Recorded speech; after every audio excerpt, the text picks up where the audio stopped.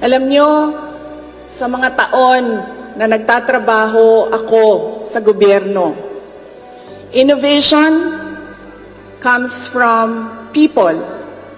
And the challenges to innovation comes from three kinds of people.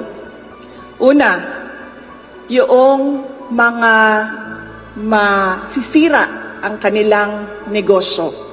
Ayaw nila mag-innovate, ayaw nila magbago. Kasi bakit? Masisira yung diskarte, yung negosyo namin dito sa gobyerno.